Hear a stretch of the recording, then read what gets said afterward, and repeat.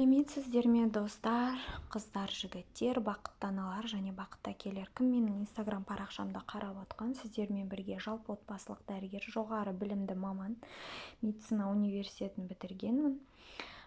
Бегім Талапқызы боламын. Сіздерге бүгін бала қайдан пайда болады және жатыр анатомиясы жайлы қысқаша мағлұматтар беріп өткім келеді.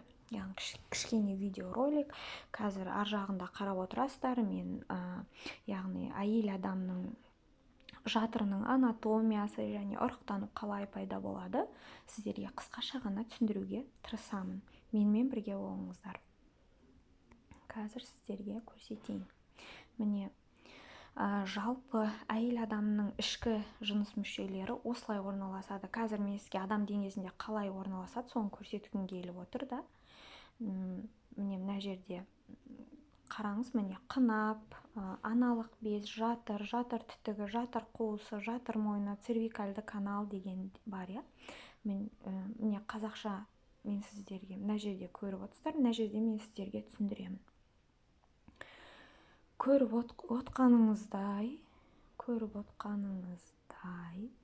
әйел адамның ішкі жыныс мүшесі қынап, жатыр мойны, жатыр қуысы, жатыр түтігі, яғни фаллопиевый түтігі және аналық безден тұрады. Я. Енді сіздерге айтып өтейін. Яғни аталық без, міне аталық без осындай болады. Аталық бездің басы, денесі, құйрығы болады. Олар қозғалмалы болып келеді.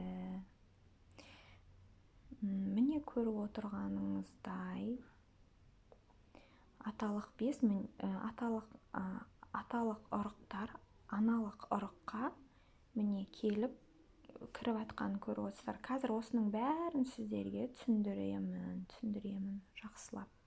Яғни әйел адамға байланысты ма, ұл немесе қыз болу, немесе ер адамға байланысты ма, осы сұраққа жауап береміз да. Ал кеттік. Қазір сіздерге түсіндіріп отырамын.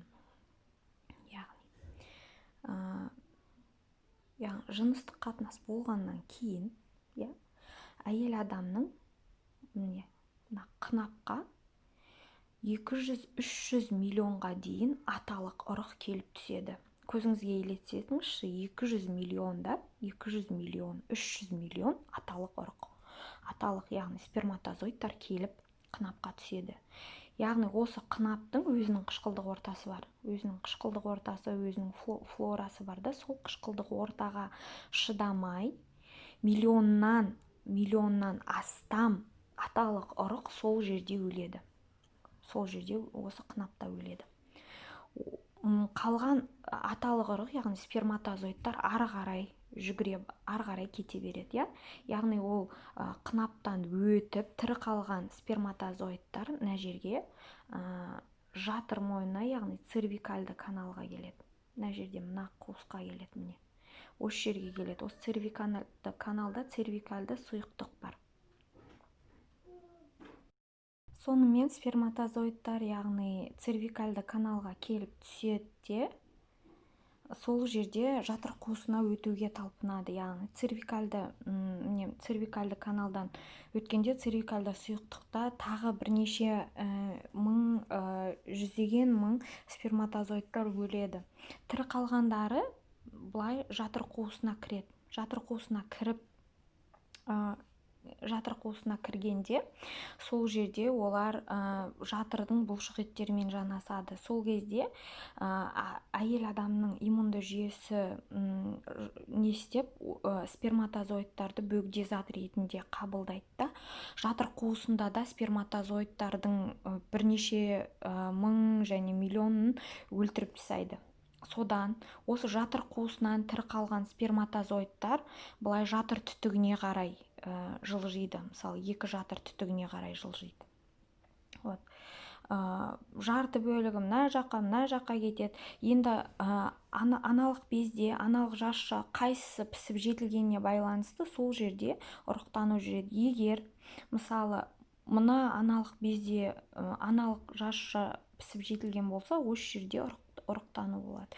Егер мына жерде ұрықтану болса, осы жерде болады. Егер екеуінде де аналық жасша пісіп жетіліп дайын тұрған болса, екеуінде де ұрықтану болуы мүмкін. Сондықтан 2 жасушалы егіздер солай пайда болады.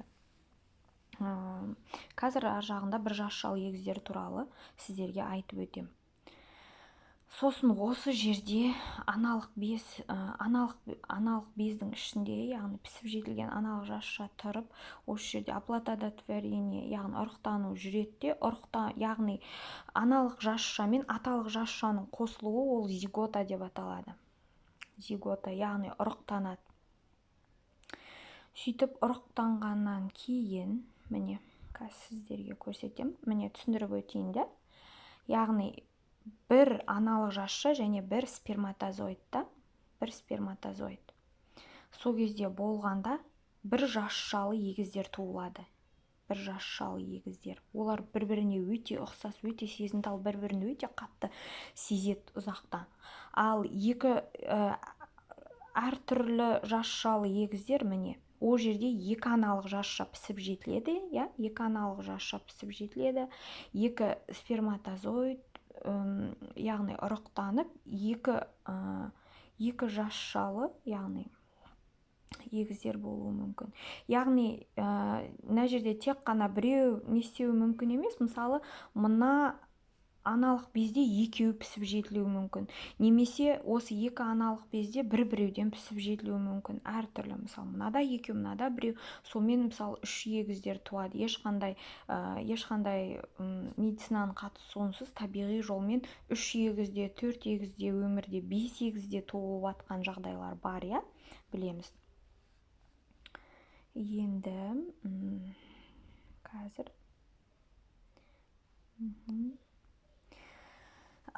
міне осылай, яғни ұрықтану жаңағы аналық жасша мен аталық жасшаның қосылуы зигота деп аталады. Яғни ол ұрықтанған ұрық болып пайда болады.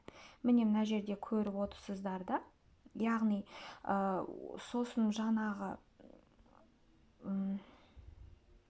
мына жерден осы жерге түсіп тірі қалған сперматозоидтар мына түтікке кетеді, мына түтікке кетеді. Осы түтіктің ішінде де талшықтар бар, солар арқылы осылай өтіп, ол жерде де бірнеше мың сперматозоидтар өліп, аналық жасшаға жететіні 10, 20, 30 шақтысы жетеді.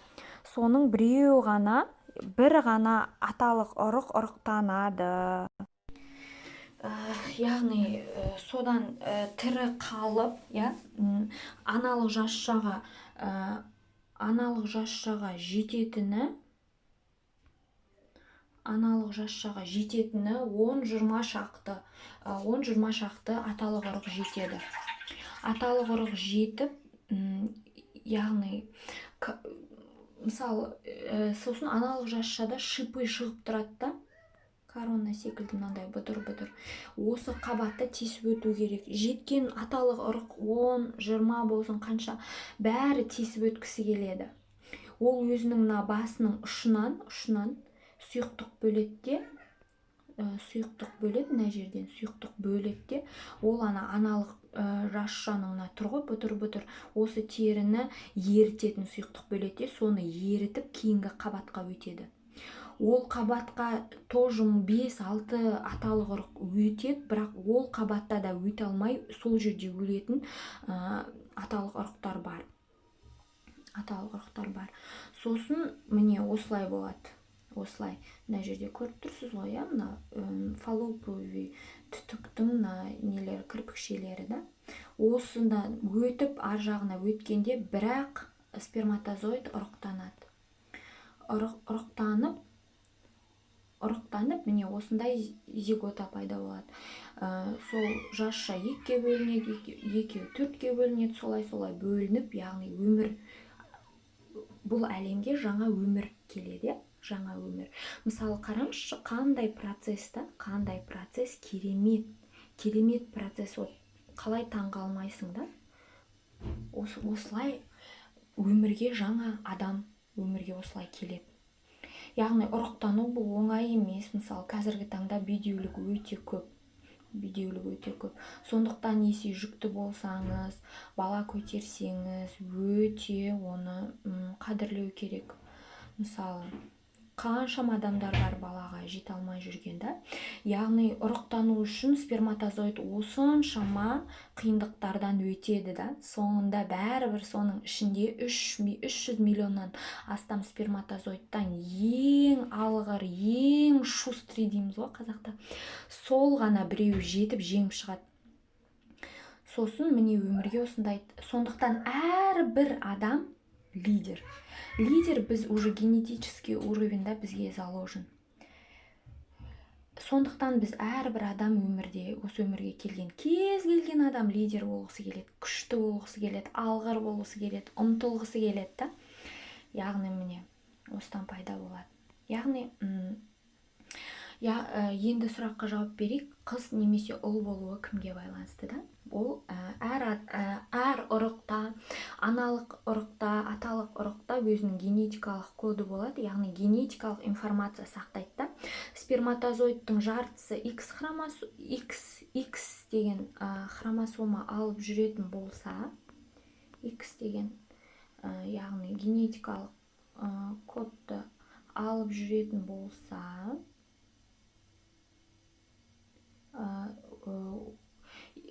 мысалы мына аналық жасушаның ішіне кірген сперматозоидта X деген ақпарат болса, мысалы мына кіріп тұр ғой, мысалы мына сперматозоидта X деген ақпарат болсын, да? Егер X деген ақпаратты бар сперматозоид ұрықтанса, одан қыз туылады. Ал егер Y деген сперматозоид ұрықтанса, одан қыз туылады. Яғни баланың жынысы ер адамға байланысты. Сондықтан әйел адамды ешқашан кінәлауға болмайды. Ең бастысы дені сау бала болса, соның өзі үлкен бақыт. Дені сау, ақыл ойы сау, сана сезімі сау болса, оның өзі өте үлкен бақыт.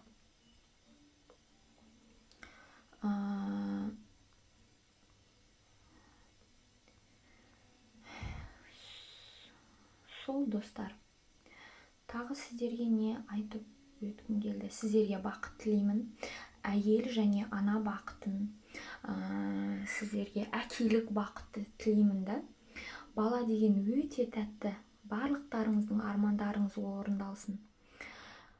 Бала қалап жүргендерге бала тіледім, отбасы қалап жүргендерге өз жолдастарыңызды кездестіріп, бірге отау құрып бақытты болыңыздар. Сіздермен болған отбасылық дәрігері Бегім Талапқызы. Көріскенше сау болыңыздар.